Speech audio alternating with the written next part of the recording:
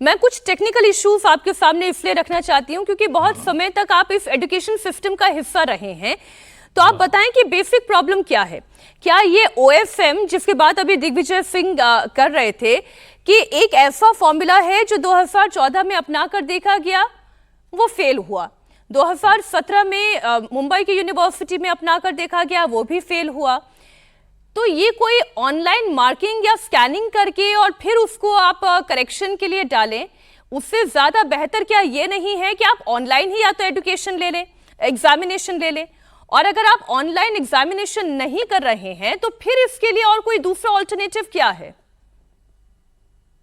आप कोई किसी भी ढंग से एग्जामिनेशन करिए, आपको एक तथ्य मालूम होना चाहिए, को सॉरी मालूम नहीं, स्वीकार करना चाहिए हम सभी को कि इस समय जहां पर भी कोई भी विधा होती है, कोई बड़ा कार्य होता है, कोई परीक्षा होती है, कोई प्रोजेक्ट लगता है, कोई नया कार्य शुरू करता है, तो उसमें एक बड़ा महत्वपूर्ण फैक्टर होता है जो 1960 में नहीं था, 70 तक नहीं था, अब है। वो है commercial interest, pressures from companies, pressures from others.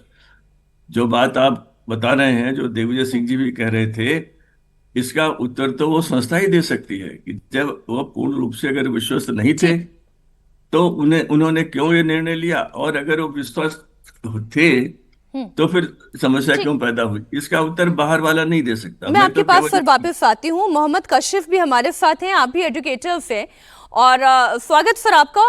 आप क्योंकि आप इसी लाइन में हैं, आपका काम है शिक्षा देने का, और मुझे ये पता चला ऐसे बहुत सारे स्टूडेंट्स आप तक भी पहुंचे जिनकी मार्कशीट ठीक नहीं है। क्यों? क्योंकि जैसे असेसमेंट किया गया है वहां पर घोटाला दिखाई दे रहा है, वहां गोलमाल दिखाई दे रहा है। तो सर ऐसे कौन कौन से स्टूडेंट आपके पास आए, ऐसे कौन से एग्जाम्पल्स आज आप दर्शकों के सामने रखना चाहते हैं जो ये बताते हैं कि गड़बड़ी हो रही है और प्रत्यक्ष रूप से दिखाई दे रही है? बिल्कुल मीनाक्षी, सबसे पहले तो धन्यवाद, आपने मुझे मौका दिया कि बच्चों की बात मैं आप सबके सामने रख पाऊं। अब शुरुआत होती है यहाँ पे रिजल्ट डिक्लेयर होने से। जैसे ही रिजल्ट डिक्लेयर होता है क्लास 12th का, सबसे कम 7 साल का रिजल्ट, पिछले 7 साल में ऐसा कम रिजल्ट नहीं आया था। सिर्फ 85% बच्चे पास थे, बाकी कंपार्टमेंट थे, उनको फेल किया गया था। कुछ बच्चे ऐसे थे जो जीवन में कभी किसी सब्जेक्ट में फेल नहीं हुए थे, वो भी फेल थे। सवाल वहां से उठना शुरू होता है। उसके बाद रीवैल्यूएशन की बात होती है।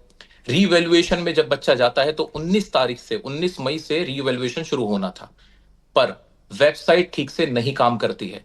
19 से तारीख बढ़ते बढ़ते 22 तक पहुंचती है, कहानी 23 पे जाती है, 24 पे जाती है और 25 तक पहुंच जाती है।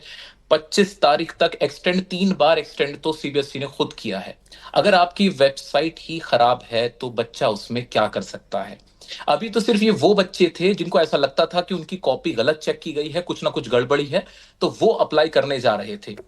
और उनको अप्लाई करने में इतनी समस्या आई कि अगर मैं आज बैठा हुआ बच्चों के मैसेज आपको दिखाऊं तो एक लंबी फहरिस्त है बच्चों की जो परेशान है, जो सबसे बेसिक बात कह रहे हैं कि हमें जब रीवैल्यूएशन के लिए कहा गया है, मौका दिया गया है, तो हम वेबसाइट पे अपनी कॉपी देख ही नहीं पा रहे, हम अप्लाई ही नहीं कर पा रहे, हमारे पैसे कट चुके हैं लेकिन हमें आंसर शीट अभी तक रिसीव नहीं हुई है।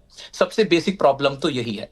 मैं आपके सामने एक बच्चे की चैट रखना चाहूंगा, जो कि जिसमें वो बच्चा कह रहा है कि उसके साथ क्या हुआ है। आप खुद पढ़ के देखिए क्या कह रहा है बच्चा। बच्चा कह आप रहा है प्लीज कि रीड कर दें जी। बच्चा कह रहा है कि only first page is mine sir, ये शीट मेरी है ही नहीं। बच्चा ये बात कह रहा है इस वक्त कि ये शीट मेरी है ही नहीं। अब जब बच्चा खुद ही क्लेम कर रहा है कि शीट मेरी ही नहीं है, तो अब इसके बाद हम क्या कर सकते हैं? वो बच्चा अपनी हैंड रिटन शीट भी दिखा रहा है कि ये मेरी हैंड राइटिंग है सर, और ये मेरी शीट नहीं है। जब मैंने बच्चे से कहा क्या ये बात आप कैमरे पे आके कहना चाहोगे, तो बच्चे का कहना होता है नहीं, हमें डर लगता है, क्योंकि हमने देखा वेदांत के केस में उसको पाकिस्तानी कह दिया गया। अगर बच्चे को कोई समस्या है तो क्या उसे पाकिस्तानी कह देंगे? वरिष्ठ लोग, पत्रकार लोग इस तरह की बात कर देंगे तो बच्चा कहां जाएगा?